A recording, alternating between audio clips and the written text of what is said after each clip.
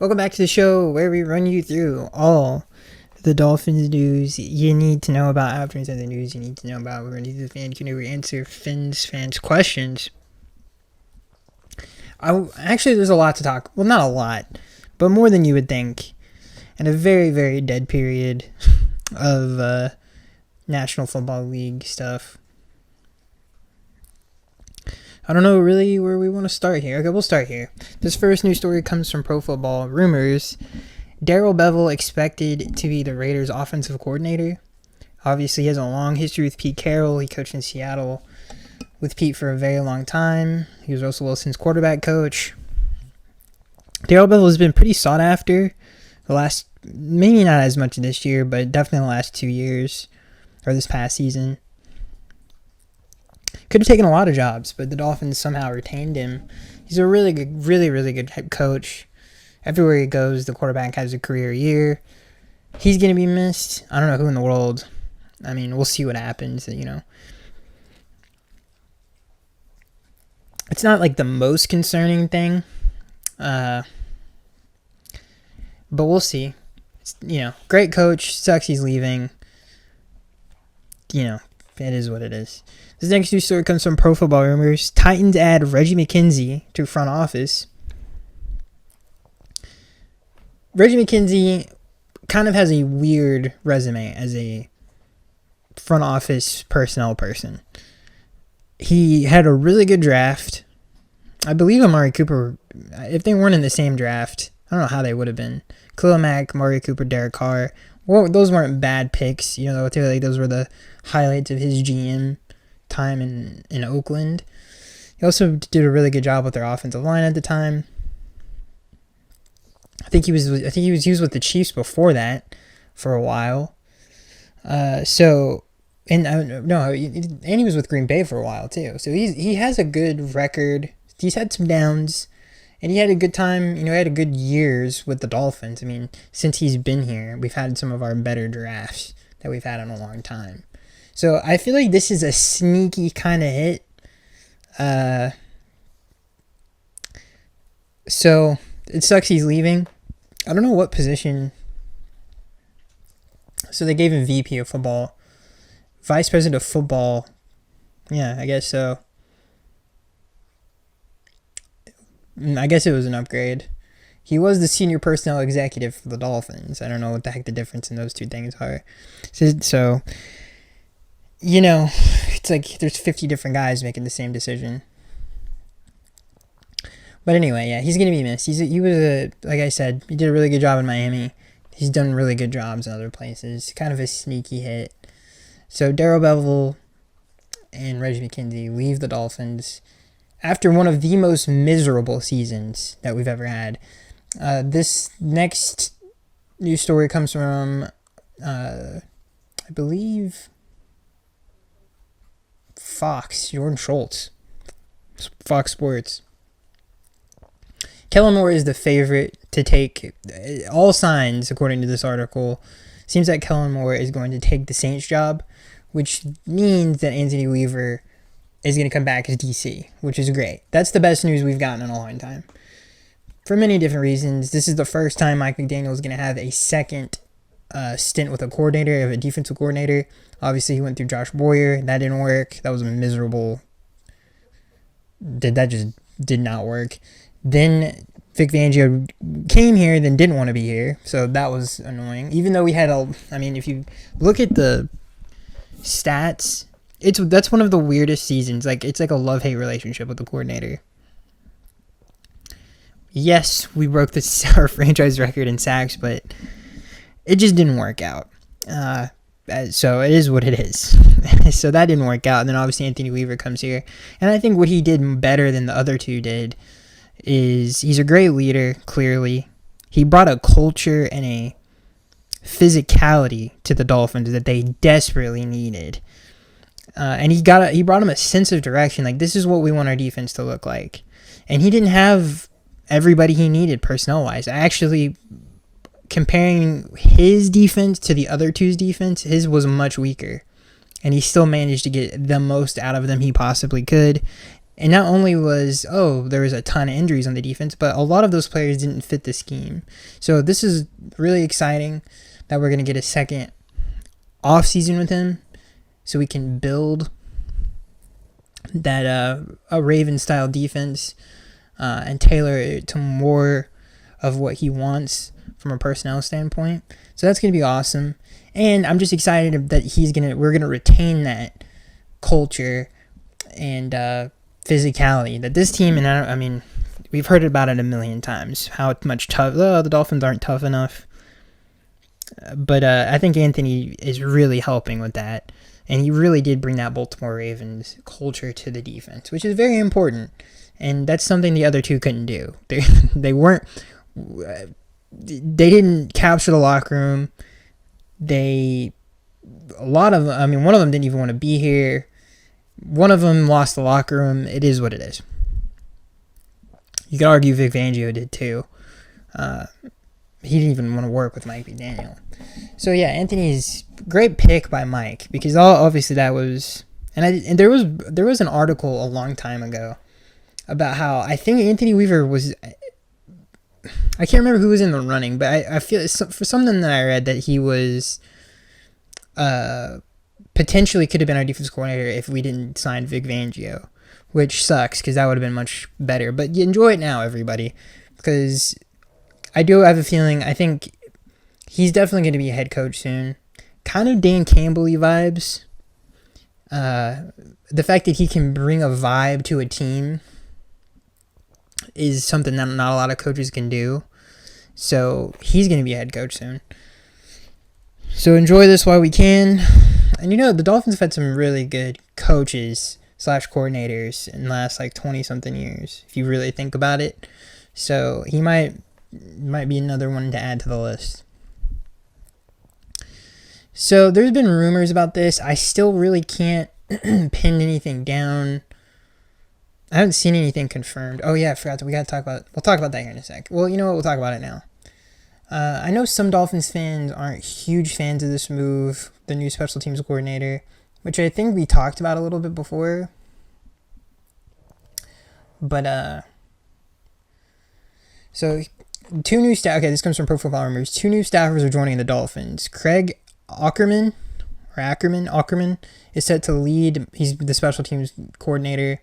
An NFL staffer for 14 years. Craig spent 10 years with the Titans, staying on staff through 4 different head coaches. A 2023 game that featured 2 Tennessee Titans punts that were blocked, and standout punter Ryan Stonehouse suffering a serious knee injury led to Ackerman's firing. He did not coach in 2024. The Dolphins are also hiring Robert Prince as their wide receivers coach. Prince has not previously coached under Mike McDaniel, but receivers as their receivers coach. It's a weird thing to say. The Dolphins... No, hold on. I lost my place. I'm sorry, guys. Prince has not previously coached, and we all know that. He just got here. But has not been an NFL assistant since 2004. After 7 seasons with the Lions and a 2021 stop in Houston, he coached the wide receivers for the past 3 years. The Cowboys wide receivers for the past 3 years. This was mixed. I might need glasses, everybody. I was skipping sentences. Anyway, let me re-say that. He hasn't coached. He never coached under Mike. I don't know why that was in the article. We know he didn't coach with Mike McDaniel. He's coached. All that matters is he's been the receivers coach for the Cowboys the last 3 years. Now the Dolphins get him. It is what it is. I should have just said that. Yeah, so he's coached the Cowboys. And again, I've talked about this before, but the wide receivers, not only from a production standpoint, but an execution. If you guys watch the film, we're talking even some of the tight end stuff isn't good, but we're talking lazy plays, just not blocking people, letting people run in free, and that led to one of the worst. It's got to be up there with some of the worst lost yardage runs. It's one of the worst running performances any team has had in the last 2 months of the season. I mean, we were losing 5 yards on runs on a consistent basis. This wasn't some fluke. And that had a lot to do with the receivers. But Waddle and Hill have never been a scheme fit for the scheme. And then you add a bunch of other stuff into there. They haven't been able to develop anybody since Mike has been here to be a fit for the scheme. And that lands on Wes Welker. That unit had to play better. Eric Ezukama, God bless him, he never really did anything. Craycraft, he's unreliable in many different ways. So that's a position they have to be better at. They got Malik Washington, who's a really good young player. I think they definitely need to go in a different direction. It's a unit that underperformed. And Robert Prince, coming from Dallas, they had a lot of, it's not a very talented receiver unit that he was coaching, but a lot of those players like Turpin, Colbert, God, what is his name? Tolbert? I can't remember the second receiver to CeeDee Lamb. He's developed a lot of really good young receivers in Dallas. So I think him coming over, Turpin really took off in some of those games as a receiver. I know everybody knows him as a special teams player, but they were really doing a good job of getting him headed in the right direction. So, and he spent I read that wrong. He's been an NFL assistant since 2004. 7 seasons with the Lions. And the past 3 years, he's been with the Cowboys. So he's got a really good track record. He's coached a long time. And hopefully he can kind of get this unit back on track. Because it was very disappointing and underachieved heavily from a lot of different areas. And then, obviously, Ryan Stonehouse. I know a lot of people are like, oh, Mike Vrabel fired him. Why would the Dolphins want him? He's a good special teams coordinator. The man, he spent 10 years with the Titans, 4 different head coaches. Even when Mike Vrabel and the Titans were very successful. They fired Mike Vrabel. He wasn't the only one, but he was there when they had all that success, and they had really good. They played defense, ran the football, and they were good on special teams. So anything is an improvement from Danny Grossman, and I think his track record is pretty good. So I'm not mad at that at all. Darren Rizzi would have been better, who we're going to talk about next. We all love Darren. He was the best coach in Miami for a long time. And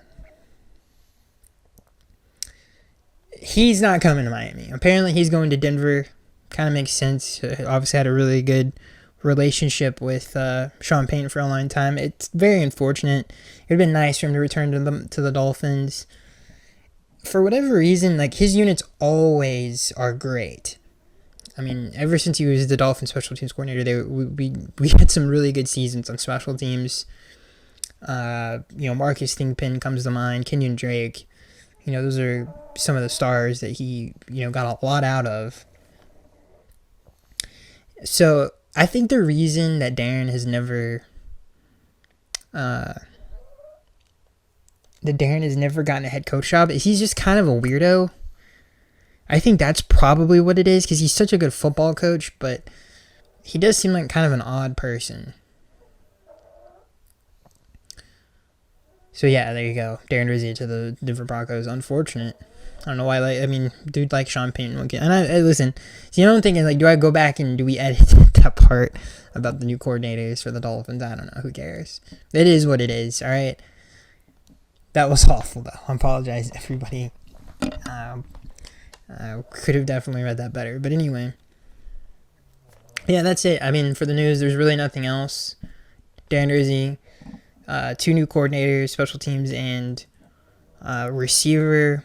And Robert Anthony Weaver is coming back, which I think is probably the biggest news story. Unless something drastic happens with Kellen Moore. But all reports indicate that that's who's the next head coach for the New Orleans Saints is going to be Kellen Moore. A lot of really weird head coaching hires this offseason. But that's it. I think one of the things I wanted to talk about is how miserable of a season it was, because I've been thinking about it a lot. And 2018 I consider to be peak awful. 2018 was so bad of a season. It's unbelievable how bad that season was from every angle that you can think of.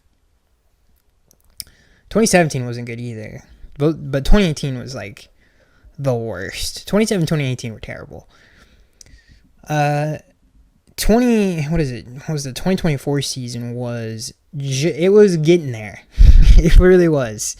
We were hitting, and honestly, you can make an argument that it's worse because it had almost everything that season had. Awful play on the football field. Granted, this team was better than that team in a lot of ways, but like even like the off the field stuff, both years had really bad moments like that, and